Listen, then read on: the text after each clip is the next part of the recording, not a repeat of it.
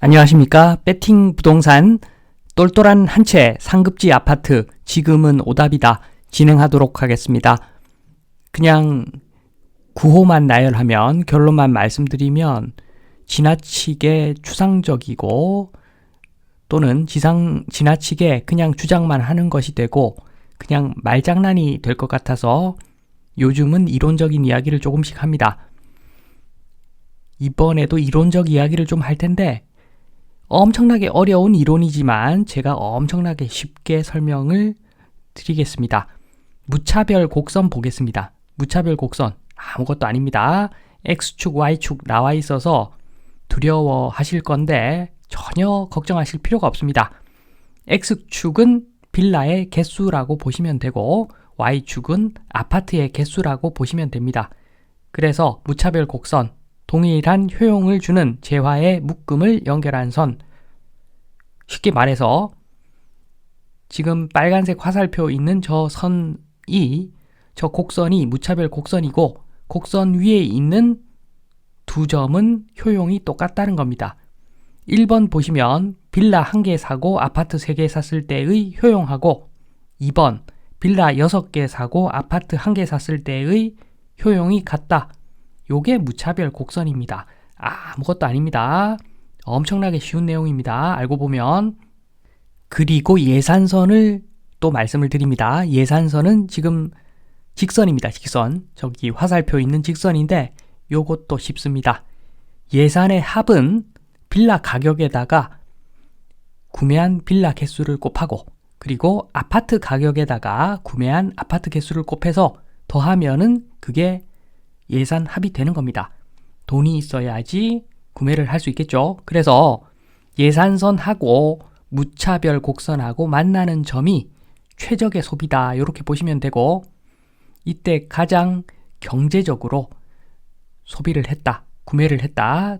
또는 똑같은 효용을 주는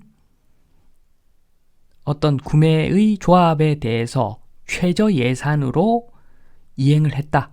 한마디로 잘 샀다. 그게 A점입니다.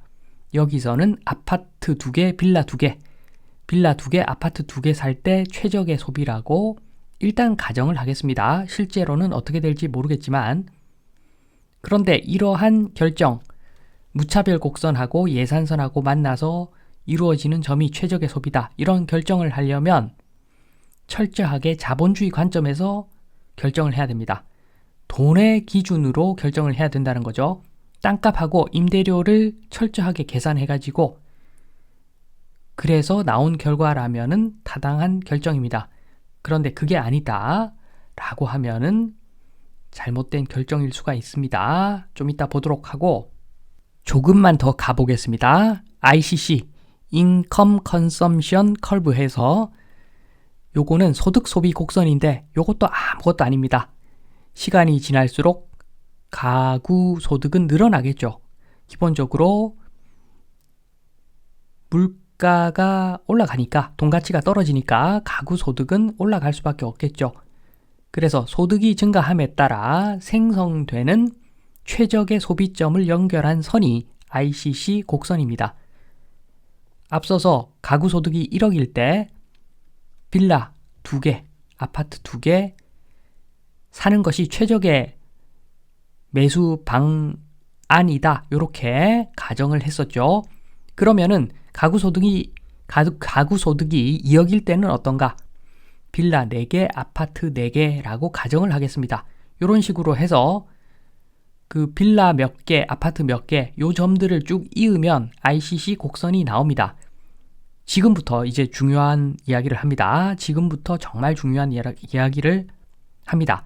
지금 대한민국에 나타나고 있는 ICC 곡선의 형태 X축이 빌라, Y축이 아파트일 때 ICC 곡선이 어떤 식으로 나타나고 있는가? 지금 빨간색처럼 나타나고 있습니다. 빌라가 열등제라는 거죠. 빌라가 열등제. 소득 수준이 늘어날수록 소비를 줄여버리는 열등제. 그게 빌라라는 겁니다. 아파트하고 빌라를 비교했을 때 빌라가 열등제라는 거죠. 빌라가 열등제 맞습니다. 맞죠? 그런데 지금 나타난 곡선을 보면은 이런 식입니다.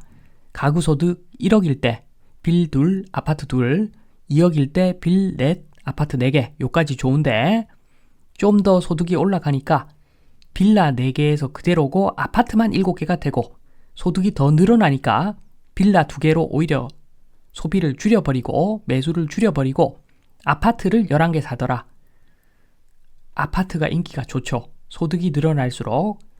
그래서 저런 커브를 그리는데 지금 그러한 선호도가 애매하다는 거죠. 제가 봤을 때 요게 이러한 소비가 빌라 둘, 아파트 11개 이러한 결정이 만약에 경제적 관점에서 이루어졌다면은 아무 문제가 없는데 지금 나타나는 현상은 똘똘한 한 채 뭐 이런 식으로 여러 사람들이 펌프질을 하니까 그래서 어떻게 보면은 약간은 인위적으로 생성된 그래프일 수가 있다는 거죠.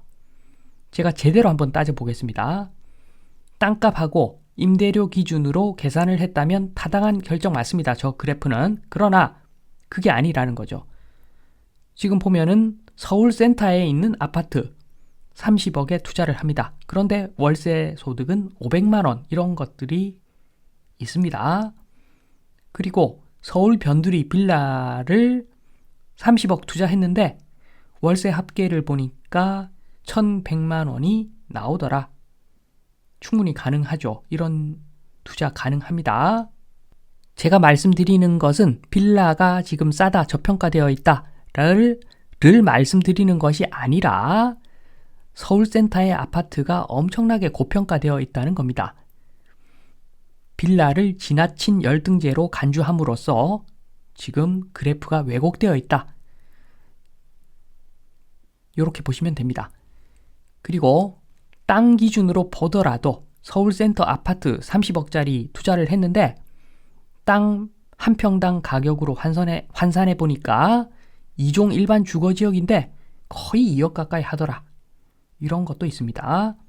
그리고 서울 변두리 빌라 30억 투자를 했을 때 땅 한 평당 가격을 계산해 보니까 마찬가지로 2종 일반 주거지역인데 그런데 땅 한 평당 2천만 원밖에 안 하더라. 이건 좀 심하죠. 아무리 센터와 변두리라도 같은 서울인데 평당 2천에서 2억 이것은 심합니다. 굉장히 센터에 있는 땅값이 과대평가되어 있다는 거죠. 이렇기 때문에 지금 저 그래프는 잘못된 그래프일 수가 있습니다. 사실 전문가 별로 없습니다. 다들 잘 모르고 막 구매를 합니다. 특히 아파트.